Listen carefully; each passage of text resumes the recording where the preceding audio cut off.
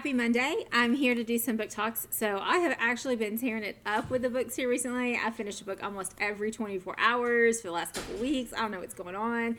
If I've just found books that completely hold my interest, or if just everything else is kind of dull and boring and I don't have anything better to do, I don't know, but we're not going to talk about it. But a couple of books I'm going to talk about today, I've actually read previously, and I just want to talk about them because now they exist in our library. So In the Hall with the Knife, if it sounds familiar, it's a clue mystery, but it's a young adult clue mystery. So everyone in it is at a boarding school, and of course they have Mustard and Orchid and all of the names you would expect, the Colonel, that kind of stuff. It's really funny. So Scarlet, Mustard, Green, Peacock, Plum, Orchid. One storm will change their lives forever.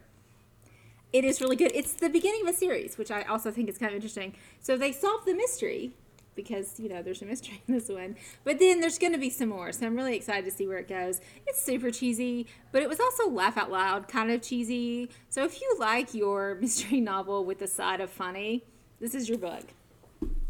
Miss Wheatley talked about this one when she unboxed the books in her book talk. T-minus is an action-packed kind of thing. So if you've ever seen like White House Down or a movie like that where something serious is happening in the White House and you have like less than a day to fix everything, the president's daughter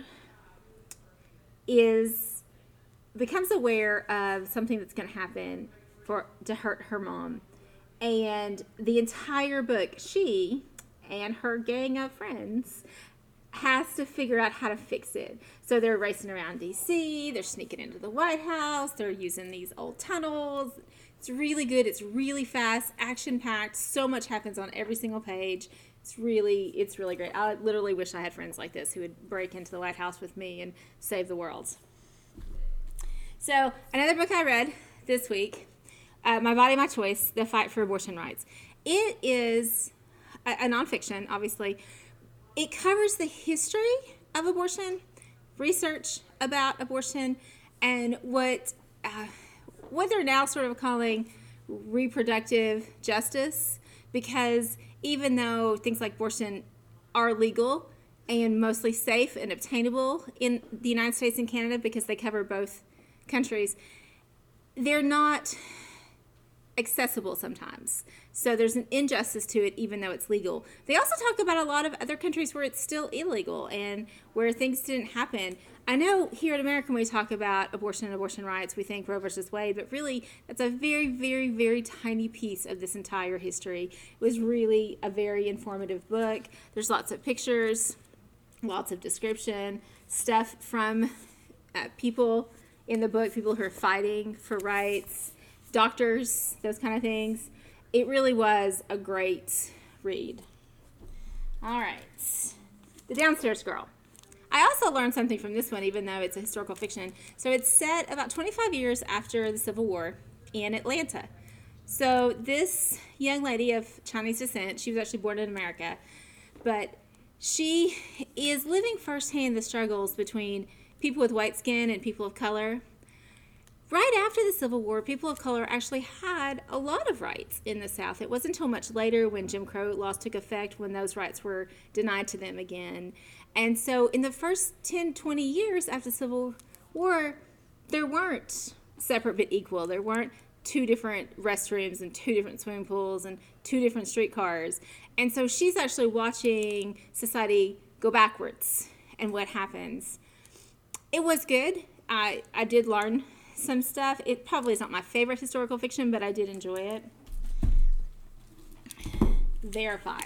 So this one's sci-fi, and there's this super cool emblem on the front, which turns out to be a tattoo that people in this Verify society all wear to identify themselves. So this is what's called a utopia, where everything is perfect and lovely and everyone tells the truth and the grass is always green and everyone loves their jobs. And yeah, it sounds like a bunch of baloney because it is. Obviously, that's not how the world works. But that's what they're selling real hard in Chicago. And so when she starts to uncover some mysteries about her mother, who she believed was killed in an accident, she's like, wait a minute.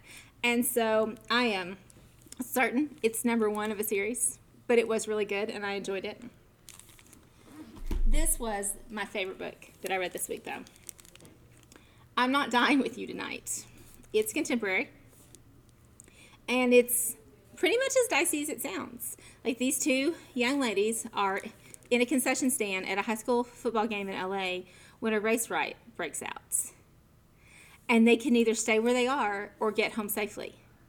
And so they spend the whole night navigating around the riots, getting caught in the riots, trying to survive the riots. It was really good. I really appreciated the dialogue between the two and the relationship. This young lady is from the Midwest, and so when stuff starts to go really south and the police show up, she's like, oh, good, now things will get better. And this one's like, I'm sorry, have you ever seen a riot? Have you been in a place where there are people of different colors? Because the police showing up is not really the answer. And so it was interesting to see her eyes open, and hers too, because of course everyone carries around an idea in their head about how people are and who they are, and sometimes it's nice to be reminded that we're all more alike than you think. So I really enjoyed this one as well. These are almost all available for checkout. T- isn't cataloged yet, but it will be pretty soon. If you want to come read any of those, come grab them.